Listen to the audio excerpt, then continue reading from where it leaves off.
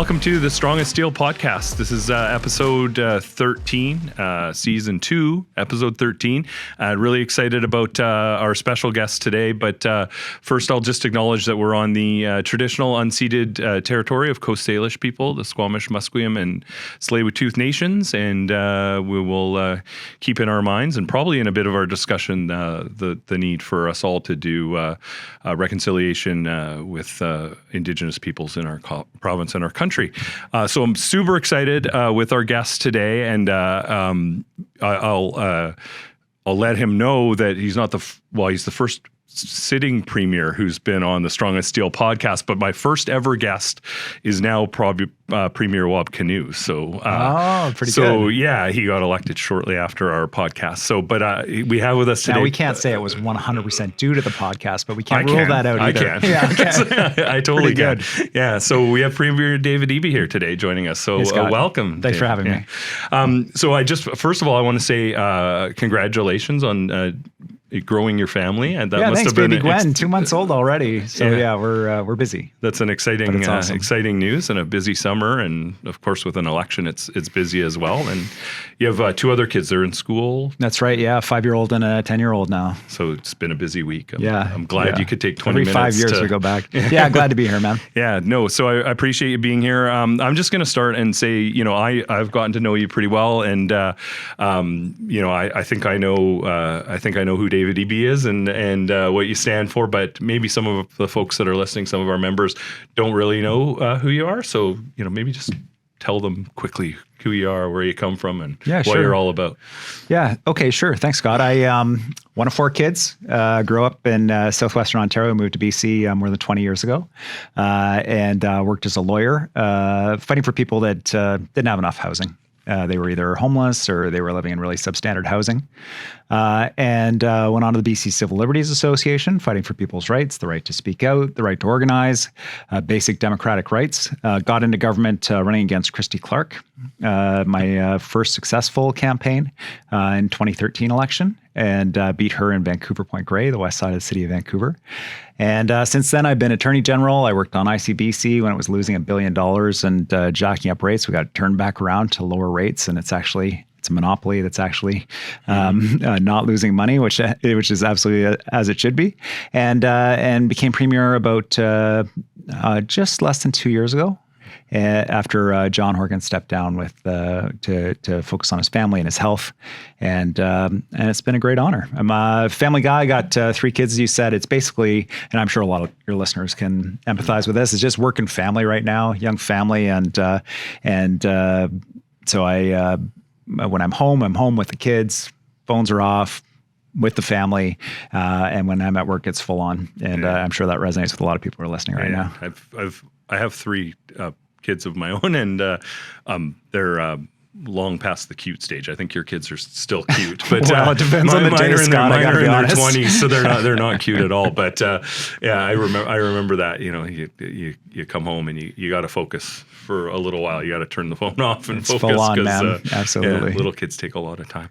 Yeah, and so I just lawyers aren't always the most popular, but you were a good lawyer. You were on the right side, right? You're disturbing to me. Some of my best friends are lawyers. Yeah, civil liberties and stuff like that. That's good lawyering, right? Yeah, everyone loves their lawyer, and they don't like lawyers generally. I did a little bit of labor law work, and I know that there's probably some people listening that do labor law work for steel employees. So and we like our lawyers. I take a lot of pride in that. Absolutely. And I appreciate that you were at. We were just at. It was just Labor Day, and we were at Labor Day in just down the road at Edmonds Park, and you were there with a lot of the candidates that are running with you in the election, but hung around for a long time. And I just want to say I appreciate that. Like, you didn't just give your speech and take a couple pictures and take off. I saw that you were milling around for quite a long time after that. So I appreciate that. Yeah, it's the thing about this job that's kind of weird is, the way I got into politics and the way I was successful was talking to people and being available to people. And as you move through the system, from opposition to attorney general to premier, you get is certainly potentially more and more insulated from people on the front lines who are actually doing the work, who can say, look, this thing isn't working. I don't know who's briefing you, but it's not working and you need to change it. And here's what you need to do. And so it's really important to me to be able to be talking to people. We do a lot of town halls, unscripted questions from the floor. I like walking around at events. People hand me notes. They're like, here, you should do this. Like, think about this. And I read them all. And I've gotten some really good ideas that way. And so it's important to be in touch with people for this job. Well, since you're, I'm going to give you this. You can hand me a letter? You can read it later. But anyway. Thanks, man. But this is not a short letter either. So I do have to mention the forestry situation, because we just recently heard 2 more sawmills are going down, that Canfor's closing, and we had that is devastating for the communities of Vanderhoof and Fort St. John.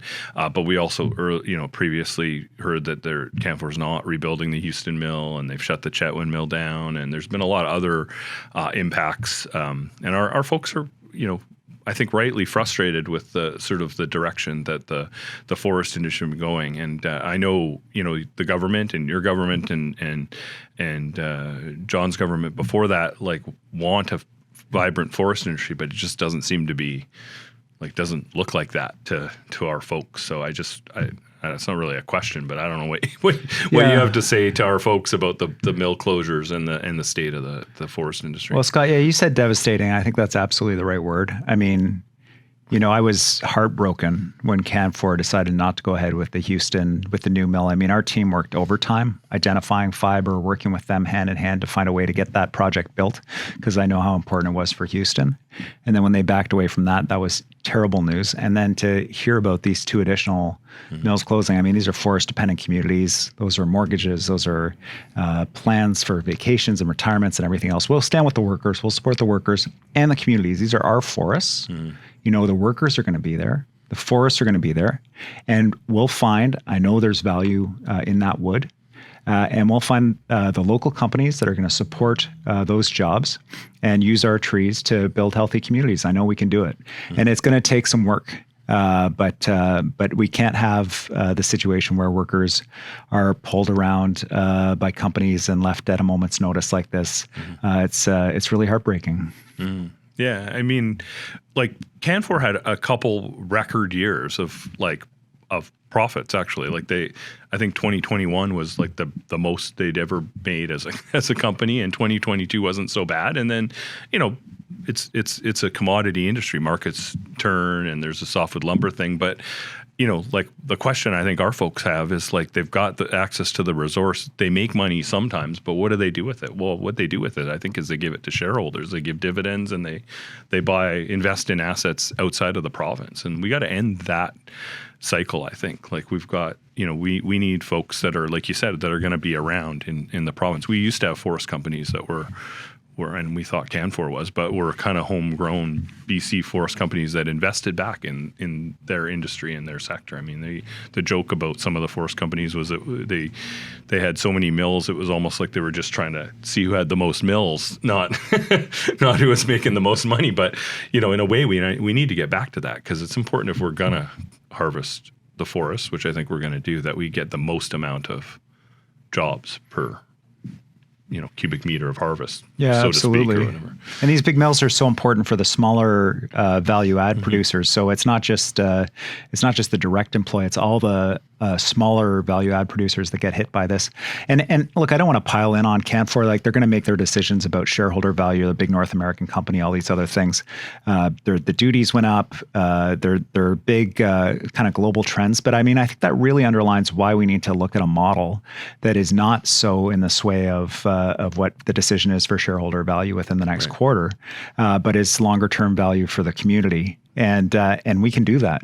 There are ways that we can ensure that we're tying our tenure in with creating value for communities in the province. We put a rule in place that there's no more transferring tenure without government approval and making sure it's in the public interest. And we intend to use that to make sure that our tenures are used for the public interest. I don't know what the plan is if all the mills are closed, what the plan is with the tenure that Canfor holds, but we'll be involved with discussions with them about that. Yeah, for sure. Yeah, the government needs to be involved in that. I got before you go, I got another paper about what you should do about tenure and right on. Yeah, pile me up, Scott. I'll give you that one before you leave too. I'm going to move on to, I know there's not a lot of time, so I want to move on to another industry that we're pretty excited about in the steelworkers, which is mining and critical minerals and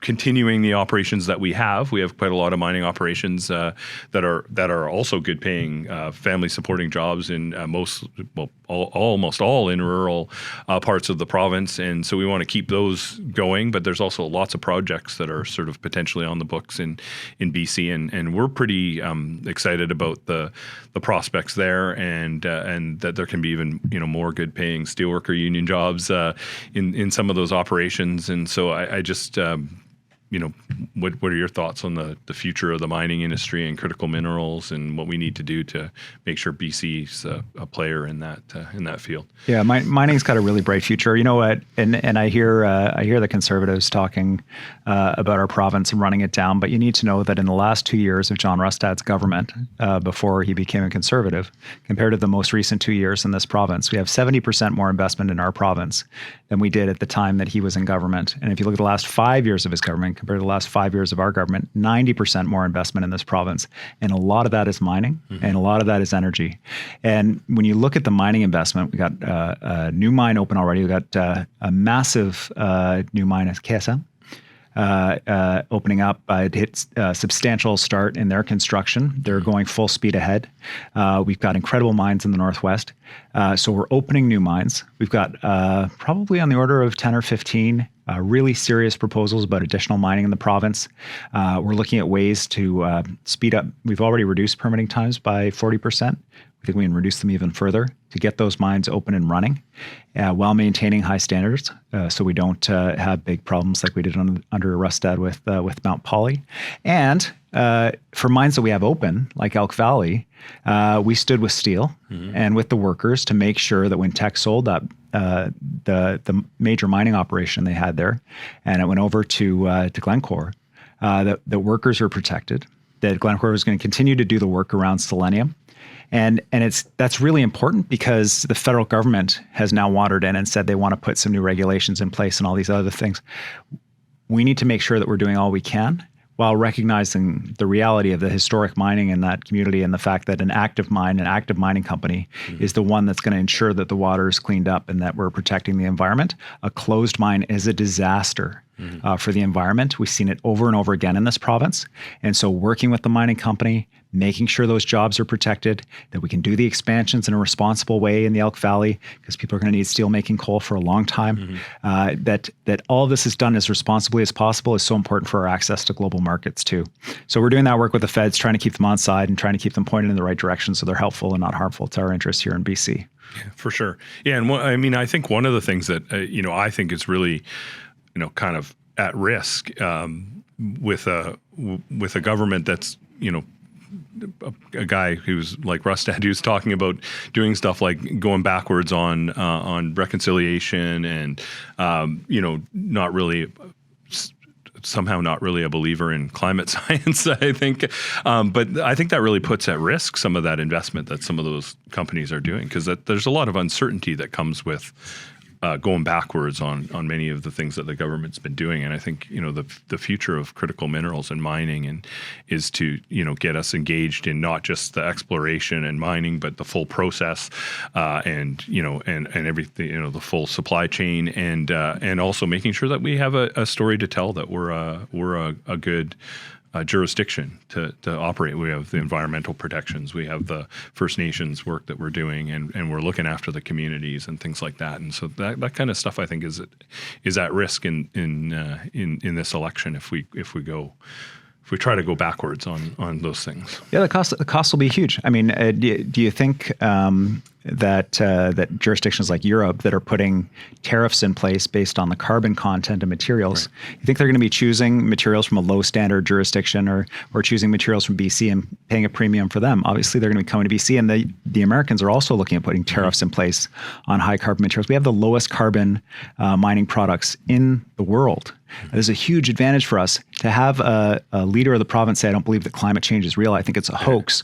That actually impairs our access to those global markets that are willing to pay a premium for our products, as well as the investment plans and the potential customers that these mining companies see for our products. Yeah, and one of the things that's I'm just going to quickly say, I'm getting told we don't have much time, but there is a proposal that I think is being looked at by the provincial government, the federal government, and from Teck to expand at the smelter in Trail and do electric vehicle battery recycling, which I think is a fantastic project. I don't know if that's gotten to your desk or not, but it sure has. It's in here. So. It's a fantastic. Well, okay, great. It's a fantastic project on a couple of levels. First of all, the federal government's putting a ton of money into battery plants in Ontario and Quebec. Yeah. This is BC's chance for them to show that it's not just about trying to get votes in those provinces. It's actually about a strategy across the country to put that money into the smelter here to not only guarantee additional jobs, but ensure that the smelter keeps operating going forward. When you think about the discussion that we're having about global instability, about the threat of war, unprecedented things, to gut industrial capacity like smelters is obviously the wrong direction. We need to modernize.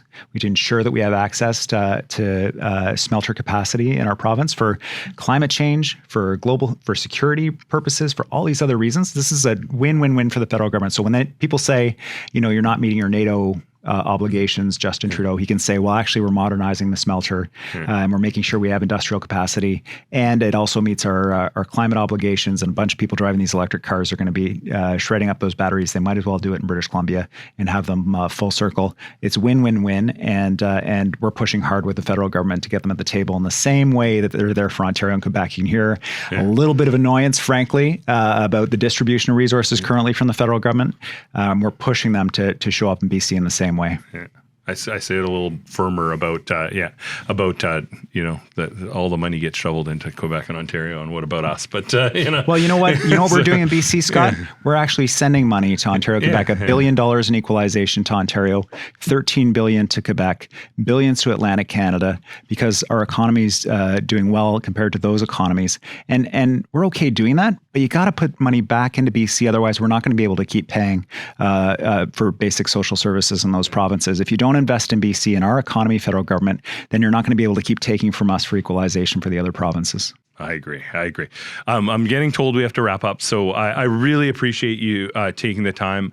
I have to say, I really appreciate you always being there to talk to us when we have stuff to talk about. We've got some work to do, definitely on the forestry file, I think, and some other things. We didn't even get to labor law, but sectoral bargaining. Just remember, sectoral bargaining is really important.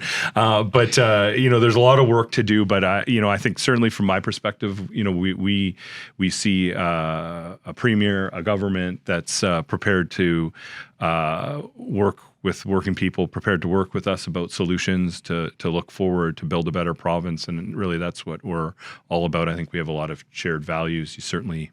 You have my support. I will do whatever I can to make sure that you're the premier in a couple months and not just today. And the last guy that was on here, he got elected. So, I mean, it's strong as Steel podcast. One for one. Here we go. Yeah. We're going to be 2 for 2. But with that, I'll just say again, thank you so much for taking the time. I know I'll see you around, and we can continue to chat more about forestry and the trail recycling facility and labor code stuff. I do want to talk about that. Awesome. Thanks to all the hardworking USW workers who make our province go, Scott. Well, thank you, David. Okay, so I got to wrap up. That was episode 13, season 2. I wanted to say season 2, episode 1, but it's season 2, episode 13 of the Strongest Steel podcast. Follow us on Twitter and social media and et cetera. Hashtag it's at USW District 3. You can email if you have questions. We never get any questions. But appreciate everyone listening. Keep listening. And thanks again to Premier David Eby for joining us. Thanks, Scott.